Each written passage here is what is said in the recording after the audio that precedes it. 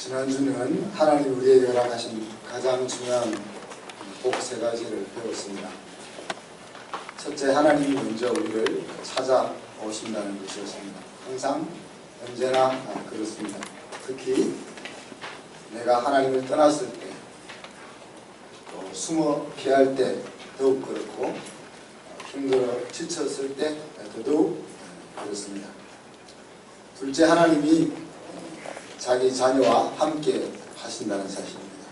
항상 영원히 그렇습니다. 이것은 하나님 우리에게 주신 모든 축복을 합한 것보다 더 근원적인 복이라고 했습니다. 셋째는 그 하나님이 나를 붙들어 주시고 도와주신다는 겁니다. 내가 힘을 잃고 지쳤을 때 에너지를 충전시켜 주신다는 것이죠.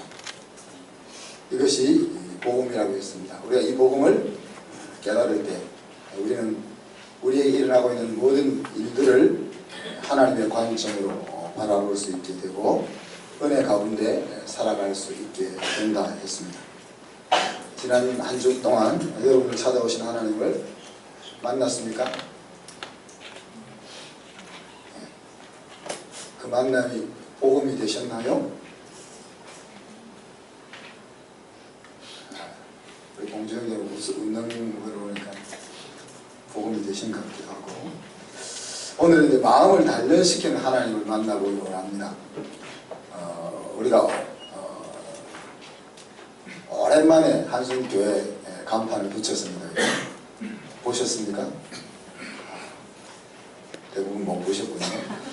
우리 엘리베이터 꼭대기 거기에 보면 한순교회 글자가 붙어 있는데, 이제 그게 한 30m 높이가 되거든요. 지난주에 스카이를 타고 제가 붙였습니다. 스카이를 타고 붙이면서 이제 우리 집 사람한테도 물어보고 스카이 기사한테도 물어봤죠. 스카이 기사가 자기는 저기 고소공포증이 있어서 자기는 못 올라가니까 그 자기는 밑에서 조정만 하는 거죠. 그래서 제가 물었습니다. 밑에 철판으로 튼튼하고 사방이 딱 난간으로 딱 둘러쳐져 있는데 왜 올라가면 무섭냐?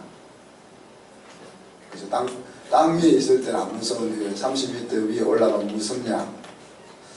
설명을 못 하더라고요. 저는 좀 이해가 잘 안 돼가지고 우리 사람한테 물었죠. 당신 왜 무서워? 그러면 그냥 무섭다는 거예요. 왜 무서운지 좀 설명을 해달라 하니까 설명을 못 하더라고요. 여러분, 땅바닥에 있으나 30m 위에 있으나 똑같은 것이 움직이고 있는데 왜 땅바닥에 있으면 안 무섭고 30m 위에 있으면 무서울까요?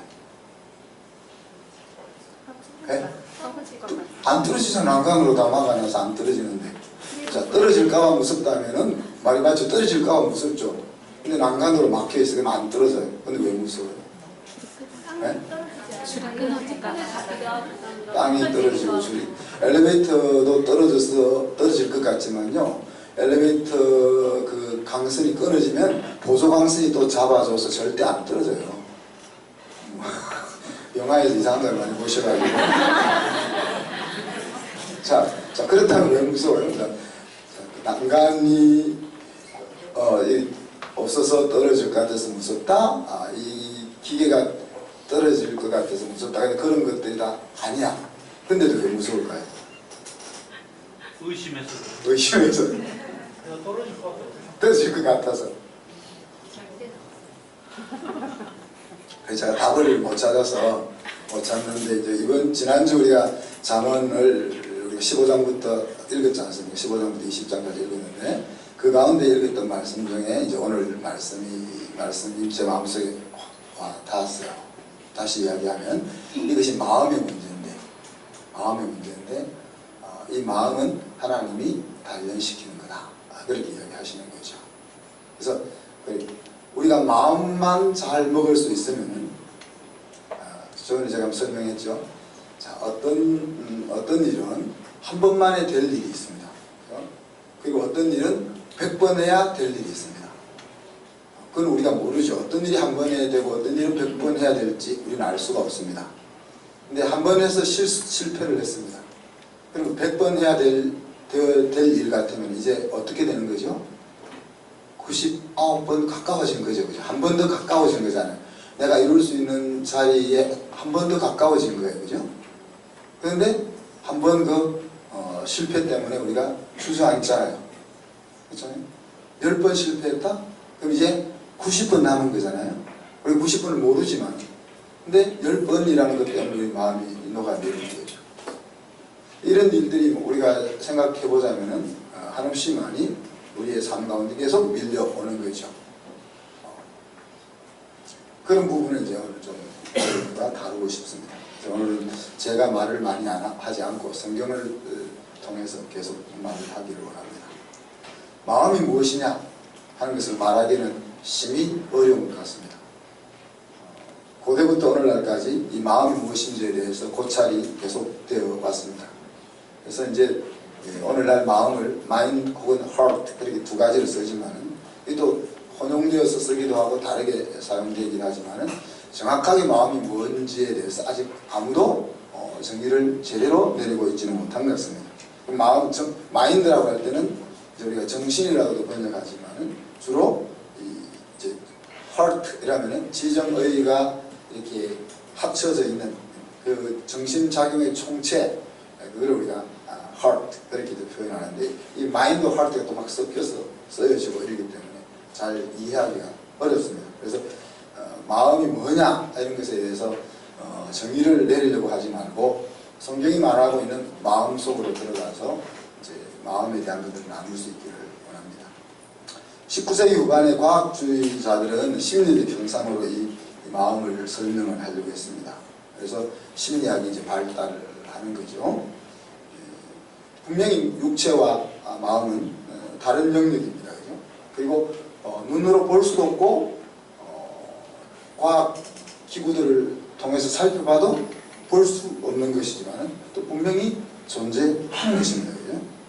그래서 옛날부터 동양이든 서양이든 이 마음이 이 심장에 있다라고 많이 생각했습니다. 그래서 하트 그릴 때 이렇게 그리잖아요. 근데 이제 현대 뇌과학이 발달하면서 여기에 있기보다는 여기에 있지 않겠나 또 그런 생각들도 하고 있습니다. 그래서 정신이라 할 때는 오히려 이제 이성에 가깝고 또 이렇게 하트를 할 때는 우리가 전인적인 인간 이렇게 거기에 더 가까운 것이라 그렇게 생각해 볼 수가 있습니다. 그래서 마음에 대해서 이제 한번 성경이 뭘 말하고 있느냐 하는 것들을 찾아보다가 제가 중단했어요. 1000번이 넘어가더라고요. 그래서 구절을 계속 보는데 그래서 오늘은 한 100개만 볼까 싶어요. 1000개 다 보면 오늘 밤까지 해야 될 것 같아서 그걸 조금만 정리를 해보면 마음은 신앙의 자리라고 성경은 이야기합니다. 그래서 우리가 하나님을 떠나 있던 것을 깨달아서 하나님 앞에 돌아오게 하는 그 회개의 자리가 마음이다. 그렇게 얘기하죠. 우리 10장 22절에 보니까 우리가 마음의 뿌림을 받아 양심의 악을 깨닫고 그런 표현을 썼습니다. 근데 하나님의 말씀이 야 너가 왜 나를 떠났어? 라는 그 음성이 여러 통로를 통해서 들려지는데 그때 이 마음이 그것을 인식하게 되면 회개가 된다는 이야기죠. 또 사도행전 2장 37절에 보면은 저희가 이 말을 듣고 마음에 찔려 우리가 어찌할꼬 그렇게 이야기했다 그랬습니다. 그런데 이렇게 들려서 이렇게 마음이 찔려 회개하기도 하지만은 또 사도행전 7장에 가보니까 저희가 이 말을 듣고 마음이 찔려 이를 가는 쪽으로도 가더라. 마음에 뭔가 들려왔을 때 그것이 하나님을 향하여 돌이키기도 하지만 오히려 더 독을 품는 쪽으로도 간다 하는 이야기입니다. 그래서 이제 로마서 10장 10절에 보면 이제 그런 과정을 통해서 이 마음으로 하나님을 받아들여서 믿음의 자리에 이르게 된다. 그렇게 이야기했고 로마서 1장에 보면 마음에 하나님을 두기 싫어하는 것을 하나님 그냥 놓아두어 버리면 그냥 안 믿는 삶을 살게 된다. 그렇게 이야기를 하고 있습니다. 이런 여러 가지 이제 우리가 더 많은 말씀들을 찾아보면 마음이 신앙이 머무는 자리다 하는 것들을 우리가 생각해 볼 수 있는 거죠. 하나님이 우리의 마음속에 깨달음을 주셨을 때에 하나님께로 돌이킬 수 있는 곳이 바로 이 마음속에 있다. 자, 신앙은 하나님께 돌아오는 것만이 아니잖아요. 매일매일 하나님 안에서 살아가는 그것이 또 신앙이죠. 그래서 이제 우리가 하나님 앞에 뭔가를 하려고 하는 그 마음 먹는 다짐, 결단, 그것들이 마음에서 일어난다. 시편 57편에 보면 하나님의 내 마음이 확정되었고 확정되었사오니 그런 표현을 썼습니다. 자기가 마음을 딱 정했다는 거죠. 흔들리는 삶의 상황 가운데서 자기는 하나님을 향하여 마음을 딱 정했다. 하나님이 기뻐하는 삶을 살기로 마음을 먹었다 하는 것입니다. 여호수아 1장에도 보면 하나님께서 마음을 강하고 담대히 하라 그렇게 할 때 그 강하고 담대한 마음을 먹을 수 있는 결단 그런 것이 이 마음속에 있다. 또 열왕기상 8장에 보면 여호와께서 내 붙인 다윗에게 이르시되 내가 내 이름을 위하여 전을 건축할 마음이 있으니 그렇게 이야기합니다. 하나님을 위해서 뭔가를 하고자 하는 그런 것들이 마음에서부터 시작된다. 그렇습니다. 시편 28편에 보면 내 마음이 저를 의지하여 도움을 얻었도다. 그렇게 이야기해서 하나님 여러 가지 위기와 어려움 상황 가운데서 마음을 통해서 하나님을 의지하기로 결정한다는 이야기죠. 또 누가복음 24장에 보니까 이 성령께서 마음을 열어서 성경을 깨닫게 해주시는 일들을 한다고 했습니다. 이처럼 이제 우리가 하나님의 말씀을 깨닫고 내가 어떤 삶을 살 것이냐 하는 것들을 정하는 곳이 마음이다. 그렇게 이야기를 하고 있습니다. 또한 이 마음이라는 것은 내 인생을 만들어 갑니다. 어떻게 보면 사실 마음이 인생이다 그렇게 말해도 다를 바가 없을 것 같아요.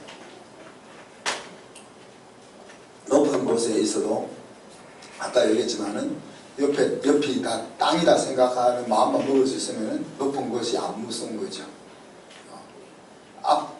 미래가 불확실한 상황 속에서도 하나님이 내 인생을 위하여 모든 것을 준비하고 계시고 항상 합력하여 선을 이룬다 하는 마음이 먹어지면 불안하지 않죠. 죽음 같은 고통이 밀려와도 이것을 넉넉히 이길 힘을 하나님이 주신다라는 마음을 먹을 수 있으면 사실 그것을 넉넉히 감당해낼 수 있죠. 그래서 아까 제가 이야기했던 마음이 그냥 인생이다 그렇게 말해도 크게 틀린 것이 아니다 생각하는 거죠. 자, 마음은 건강에도 굉장히 영향을 미칩니다. 우리가 마음에 근심하느냐 아니면 즐거운 마음으로 사느냐 하는 것이 굉장히 마음에 건강에 영향을 미친다는 겁니다. 잠언 17장에 보면 마음의 즐거움은 양약이라도 심령의 근심은 뼈를 마르게 한다. 뼈 속에서 모든 그 피를 만들어내는데 그 피가 건강하고 좋은 피가 생성이 되지 못하면 그 피를 통해서 마치 우리 온 산천 초목이 물이 흘러가는 곳마다 생명이 소생하지만 물이 가지 않고 또 죽은 물들이 가는 곳마다 땅이 썩어가는 것처럼 좋은 피가 우리 몸 구석구석을 돌면 몸이 건강해지는 것이고 좋은 피가 생성되지 못하고 뼈가 말라가게 되면 우리 몸이 점점 쇠약해 가게 되는 거죠. 몸이 쇠약해져 가면 정신도 흐릿해져 가고 영혼도 쇠퇴 가는 겁니다. 잠언 14장에 보면 마음의 화평은 육신의 생명이나 시기는 뼈에 썩음이다. 그렇게 해서 마음이 우리의 육체에 어떤 영향을 미치느냐 하는 것들을 이야기하죠. 잠언 15장에 보면 마음의 즐거움은 얼굴을 빛나게 해도 마음의 근심은 심령을 상하게 한다. 이렇게 이야기하고 있습니다. 그래서 내가 내 인생을 살아가는 데 있어서 어떤 마음 자세를 가지고 살아가느냐 하는 것이 바로 굉장히 중요한 것임을 우리에게 보여주는 거죠. 현대의학에서도 얘기하지 않습니까? 위장병의 85%는 마음에서 온다. 스트레스 받고 그런 것에서 온다는 거죠. 실제 몸을 상하게 하는 음식을 먹든지 생활을 잘못해서 오는 것보다 정신에서 오는 것이 더 많다 하는 거. 그것만 그렇습니까? 갑상선이나 류마티스 이런 것들도 과도한 염려, 근심, 스트레스 이런 것에서 오죠. 그래서 마음을 잘 먹으면 건강할 수 있다. 자, 그래서 마음은 진정한 나이기도 하고 나의 가치를 보여주기도 하고 내가 추구하는 인생을 보여주는 것이기도 합니다. 마태복음 6장 21절에 보면 그래서 내 보물이 있는 곳에 마음이 있다 그랬잖아요. 그죠? 그래서 내가 뭘 소중하게 생각하고 내 인생은 이런 거야 라고 하는 것을 설명하고 뭐 에세이 논문을 쓰고 그렇게 해서 아는 것이 아니라 내가 시간을 어디에 두고 내가 돈을 어디에 두고 하느냐 하는 것을 보면 알 수 있다는 거죠. 그리고 그 사람이 어떤 것을 추구하느냐 하는 것을 보면 그 사람의 인생이 보이잖아요.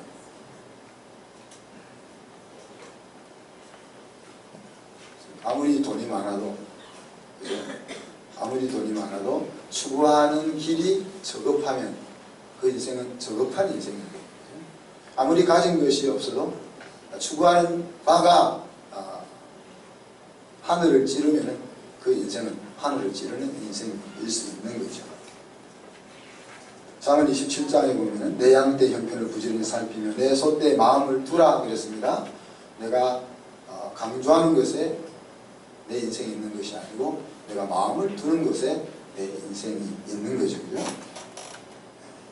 마음의 경영은 잠언에 보면 사람에게 있어 말의 응답은 여호와께서 나온다. 그렇게도 이야기하고 있습니다. 그래서 앞에서 제가 설명한 것처럼 마음이야말로 우리 나의 인생이다 하는 것처럼 내가 어떤 마음을 가지고 살아가고 있느냐. 제가 이제 멘털 파워라고 우리 학교에서 이야기하는데 어떻게 보면은 그 정신적인 능력이라고 표현해버리면은 이제 제가 의도하려고 하는 의미를 제대로 잘 전달 못하고 있는 것 같고 이 마음의 힘, 우리 아이들에게 이 마음의 힘을 키워줘야 된다 이런 생각을 우리가 가지게 되는 거죠. 예수 믿고 나서 우리의 단어장 속에 사라져야 될 단어들이 있죠. 어떤 것들이 있겠습니까? 나폴레옹은 자기 사전에서 뭘 지워버렸잖아요. 불가능이라는 단어를 지워버렸어요. 그래서 나폴레옹이 쓰는 사전에는 단어가 하나 부족한 것이죠. 그럼 우리 예수 믿는 사람의 사전에서 지워져야 될 단어들이 있죠. 어떤 것들이? 네? 불가능? 네. 두려움. 교만.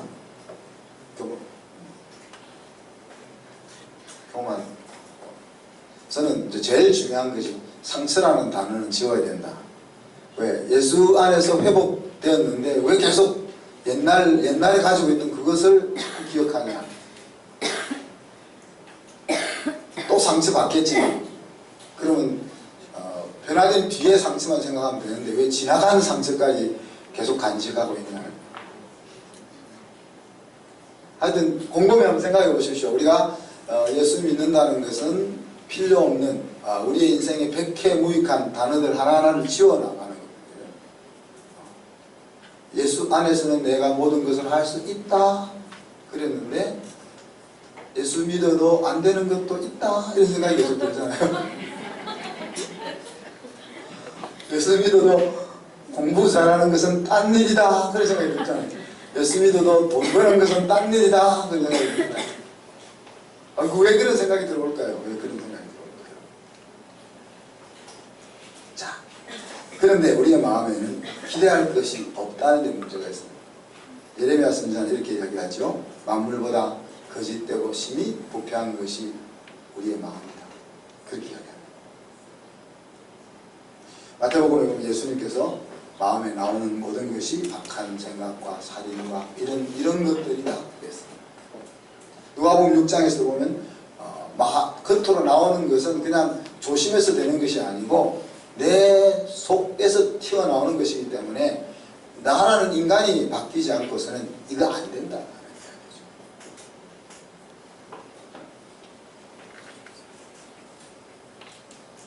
자, 이런 상황 속에서 하나님이 이런 약속을 합니다. 내가 너희에게 새 마음을 주겠다. 그게 복음이라는 거예요. 자, 마음이 인생인데, 마음이 인생이고 내가 어떤 마음을 먹을 수 있냐 하는 것이 내 인생을 신나고 멋있게 살 수 있는 것인데, 인간의 마음은 그럴 수 없다는 그 벽에 우리가 부딪힌 상황 속에서, 야, 내가 너에게 새 마음을 줄게, 그렇게 얘기하시는 거죠. 에스겔 36장에 보면 내 영을 너희 속에 두고 새 마음을 너희에게 주되 너희 육신에게서 굳은 마음을 취하고 부드러운 마음을 줄 것이다.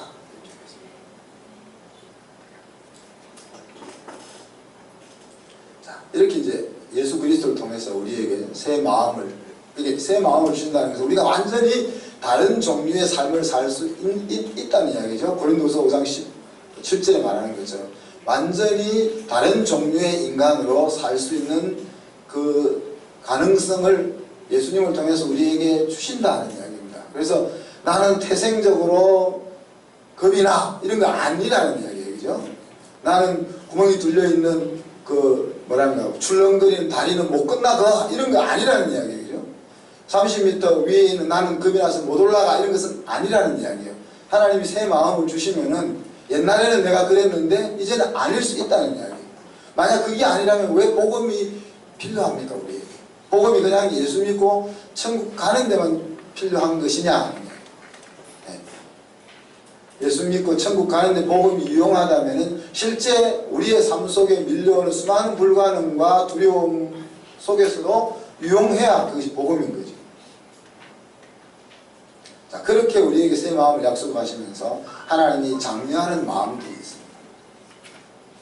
마태복음 5장에 보면 마음이 청결한 자는 복이 있다 그렇게 하죠. 마음이 깨끗하다. 마음이 깨끗하다는 말을 야고보서에는 두 마음을 가진 자와 비유를 했습니다. 그러니까 마음이 정함이 없는 것이 아니고 하나님을 향하여 마음이 고정되어 있다 그렇게 설명해도 많이 틀린 것은 아니라고 얘기합니다. 세상과 하나님 사이에 마음을 걸쳐놓는 것이 아니고 그냥 하나님에게만 마음을 딱 고정시켜 놓는 그런 것이 pure heart다 그렇게 말할 수 있는 거죠. 고린도후서 6장에 보면 내가 자녀에게 말하되 하노니 보답하는 양으로 너희도 마음을 넓혀라. 넓은 마음을 하는 거예요. 관용이라고 할 수 있죠. 특히 리더십으로 올라갈수록 이 넓은 마음이 있어요. 예수 믿는 사람의 못된 성격 중에 하나가 뭡니까? 진리를 사수한다는 이유 때문에 털어버리지 못하는 거예요.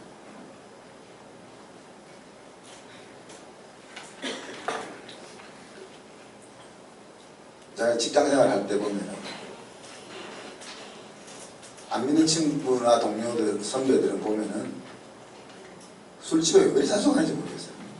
즐거워도 가고 고달파도 가고 아무 이유 없어도 가고 집에 들어가기 싫어도 가고. 근데 한 가지 좋은 거는 거기서 주저리 하면서 터는 거예요. 실컷 싸웠다가 한잔하고 터는 거예요. 또 며칠 있다가 또 싸우지만 그래도 그 터는 거예요. 근데 우리라면 안 되겠지만 안 틀잖아. 안 틀어요. 이거를 안 틀어.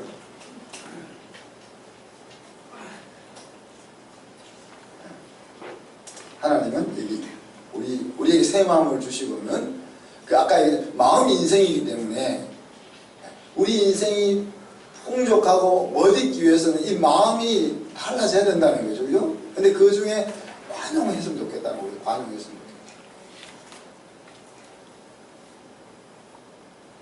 할머니가 손자를 보면 얼마나 관용해요. 일치는 것도 이쁘잖아요. 자, 전도서 7장에 보면 일의 끝이 시작보다 낫고 참는 마음이 교만한 마음보다 낫다. 그래서 참는 마음, 참는 마음은 믿음과도 연결됩니다. 그죠? 그래서 70번씩 7번. 그러니까 성경적으로 인내라는 것은 참음의 끝이 없다라고 다시 정의될 수 있는 거예요. 100번 참았으면 내가 잘 많이 참았지 않냐? 하는 게 아니고 참음의 끝이 없는 것을 성경적으로 인내다 그렇게 말하는 거죠. 하나님이 새 마음을 주시면서 우리에게 원하는 그런 마음, 그런 것들이죠. 또 열왕기상 11절에 보면은 솔로몬 이야기를 하면서 너는 아버지 다윗의 마음 같지 않고 그런 표현을 썼습니다. 그래서 구약 성경에 보면 계속 언급되는 것이 다윗의 마음, 다윗과 같이 행한 그 얘기를 계속 언급하는 거죠. 하나님 앞에 온전한 마음, 하나님 앞에 온전한 마음, 그것이 다윗의 마음인 거예요. 완전한 것은 아니고요. 다윗이 얼마나 많은 실수를 저질렀습니까? 얼마나 많은 죄를 저질렀습니까? 저와 여러분보다 더 많은 죄를 저질렀고 불순종을 했던 사람이지만은 하나님이 그를 온전한 마음이라 그렇게 부르는 거죠. 디모데전서 6장에 보면 자족하는 마음이 우리에게 기대하십니다. 자족하는 마음하고 나는 작게 먹고 작게 쓴다 하는 건 다른 거예요. 나 혼자 먹고 살면 되지 뭐 더 많이 벌어 이거하고 자족하는 마음하고는 달라요. 내가 많이 벌 수 있는 사람은 많이 벌어서 못 버는 사람을 도와줘야 되는 거예요. 그리고 10편 32편에 보면은 마음에 간사함이 없기를 원하세요. 간사함 그러면 우리 역사 속에서 많이 봐왔잖아요. 그죠? 힘이 있는 곳에 빌붙어 있는 마음들, 힘이 없는 곳에서 군림하는 마음들, 그런 것들이 이제 간사한 마음들이죠. 그죠? 또 빌립보서 2장에 보면은 예수의 마음을 갖기를 원한다 그랬습니다. 빌립보서 2장에서 예수의 마음은 바로 6절에서는 뭐라 했습니까? 겸손이죠. 그죠? 자기를 낮추는 마음. 그래서 자기를 낮추는 것을 우리가 낮출 수 있는 방법을 아예 어떻게 제가 이야기했죠? 마음을 낮은 곳에 두라 그렇게 이야기했고, 마음을 낮은 곳에 두기 어려우면은 상대방을 바라볼 때 나보다 나은 점을 찾아보라 그랬습니다. 아무리 바보 같아 보여도 나보다 잘하는 부분이 반드시 하나라도 있다 그랬습니다. 그래서 그것을 보면은 된다. 그것을 바라보면 마음 겸손할 수 있다는 거죠. 내가 잘하는 것을 보면은 절대 겸손할 수가 없죠. 내가 잘하는데 내 마음이 여기에 있는데 다른 사람을 어떻게 겸손한 척 할 수는 있지만은 겸손할 수는 없는 거죠. 그래서 내가 잘하는 것을 보지 말고 남이 잘하는 것을 도와주고 내가 못하는 것을 바라보면은 자연히 마음이 낮을 수밖에 없는 거죠. 또 마태복음 11장에 보면은 그게 보면 나의 마음은 온유하고 겸손하다. 그래서 온유한 마음을 하나님 기대하십니다. 온유함이란 힘이 없어서 찍소리 못하는 그런 것이 아니고 힘이 있음에도 불구하고 잘 컨트롤하는, 하나님이 쓰시기에 잘 다듬어져 있는 마음. 말이 아무리 훌륭하고 잘 달려도 말에 곱비가 끼이지 않으면 그죠? 사람이 탈 수가 없잖아요. 그래서 온유하다라고 말할 때는 말을 길들이다 할 때 그 어원과 같은 어원을 씁니다. 그래서 그 야생마가 길들여져서 주인이 탈 수 있는 그런 말이 되는 것처럼 하나님에 의해서 잘 사용되어질 수 있도록 잘 길들여져 있는 그런 마음을 하나님이 기대한다. 또 시편 90편 보면 지혜로운 마음을 원하는데 특히 여러 가지 지혜로운 마음 가운데 뭐예요? 날 계수하는 것. 무슨 말이에요? 내가 이 세상에 100년, 200년 사는 것이 아니다. 그래서 여러분이 마음이 여러분 날씨를 딱 정하세요. 저는 원래 70으로 정했는데 우리 집사람이 불쌍해서 80으로 올렸습니다. 저는 70만 하면 충분한데 제가 빨리 가고 나면 불쌍하잖아요. 그래서 10년을 더 올렸는데 여러분이 살고 싶은 나이는 정민 집사님 몇 살까지 살고 싶으세요? 90? 지금 말하는 대로 되는 거예요. 잘 하셔야 돼요.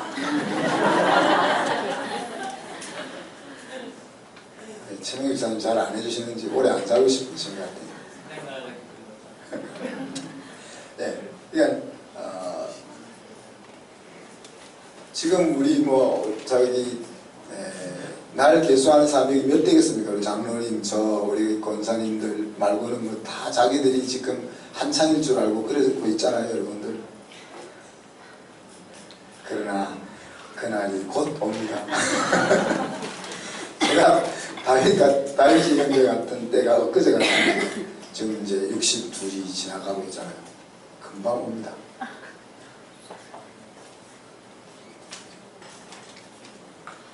시편 84편에는 마음에 시온의 대로가 있기를 원한다는 거죠. 마음에 하나님과 사통 큰 8차선 고속도로가 나 있기를 원한다는 거예요. 그래서 마음만 먹은 200km로 달려서 하나님 앞에 갈 수 있는 그 마음의 대로가 있기를 하나님이 원하신다. 또 시편 119에 보면은 다윗이 주의 말씀을 내 마음속에 항상 두는, 그리고 잠언 3장에 보면 마음을 다해서 하나님을 의뢰하는, 자기가 똑똑하다고 생각하지 않고 하나님이 똑똑하다고 전심으로 생각하는 이런 마음들을 하나님이 기대하신다는 거예요. 왜? 그것이 인생이니까. 우리가 그런 마음을 가지면 우리의 인생이 얼마나 풍성해지고 멋있고 신나겠습니까? 자, 그런데 오늘 서두에 말씀드렸던 것처럼 하나님이 저와 여러분의 마음을 뭐 한다고 했습니까? 연단하신다.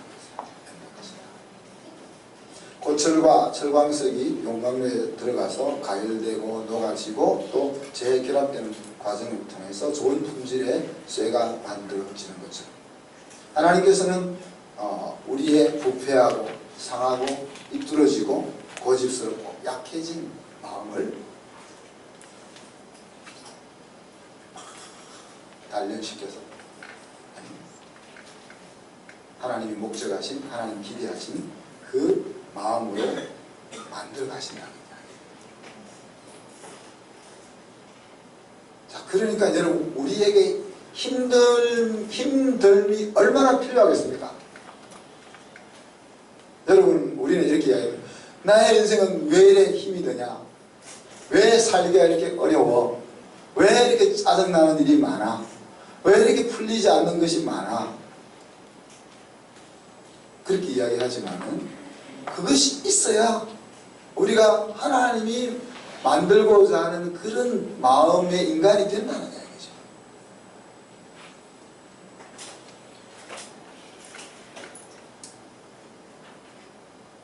우리 본연의 마음으로 우리 인생을 살아가도록 하나님은 놓아두지 않으시고 우리의 마음을 연단시켜 빚으신다는 것이 복음입니다. 그래서 이 하나님을 우리가 바로 알면은 정말 지금 저와 여러분의 상황 가운데서 밀려오고 있는 그 어려움이야말로 뭐예요? 복음이라는 거예요. 그래서 제가 계속 이야기하는 거지만은 하나님의 말씀을 읽는 가운데 저와 여러분이 우리의 삶 가운데 일어나고 있는 수많은 상황들을 하나님의 관점에서 볼 수 있는 눈을 가져야 된다 하는 이야기죠. 신명기 4장에 보면은 하나님 이스라엘 백성들이 뭐라고 얘기합니까? 지켜야 될 것이 많지만은 마음을 지켜라. 그렇게 하잖아요. 그죠? 마음을 지켜라. 마음만 먹을 수 있다면, 마음만 먹을 수 있다면 하나님 허락하신 인생의 승리의 날마다, 승리를 날마다 누리며 살아갈 수 있다는 이야기입니다. 내가 직면하고 있는 상황은 상관이 없어요. 내가 마음을 지킬 수 있다면. 저는 과학과 일에 있어서는 거의 연단이 끝난 것 같습니다. 그런데 이 말씀 준비하다 보니까 아직 사람이 훨씬 덜 된 것 같아요. 연단이 많이 필요한 부분이 아직도 있는 것 같아요.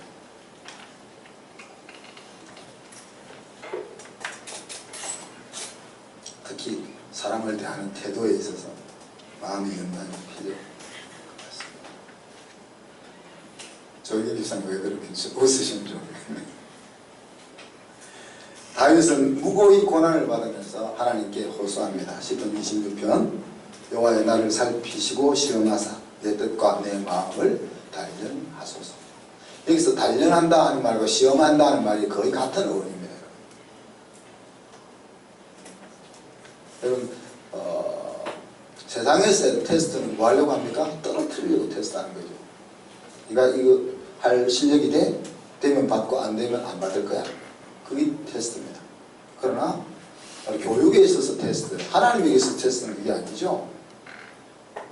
이 아이의 실력을 키워서 그것을 감당할 수 있는 자리까지 끌고 가기 위해서 테스트를 합니다. 시험 안 치면 여러분 공부 안 하잖아요. 시험 안 치면 공부 안 하잖아요. 그러니까 다윗이 지금 무고하게 죄 없이 곤고함 속에 빠져 있으면서 여러분이 저를 용광로 속에 집어 던져주세요 이 말 쉽게 나올 말이 아닙니다. 사실 용광로가 얼마나 뜨거운지 맛보지 않은 사람은 겉멋을 들어서 할 수 있을지 모르지만 다윗은 여러 번 그 맛을 봤잖아요. 그 맛을 보았는데 하나님 다시 던져주세요. 지금 그 말을 하고 있는 거예요. 왜? 그곳에 들어가야 내 인생이 바로 될 수 있기 때문에 그렇죠. 욥도 그렇게 고백하지 않습니까? 욥은 이렇게 다짐합니다. 나의 길을 오직 그가 아시나니 그가 나를 단련하신 후에 내가 정금같이 나오리라. 그렇게 이야기하죠. 말씀을 마무리합니다. 여러분 말씀을 읽고 묵상하면서 우리가 이제 내일부터 읽기 시작하는데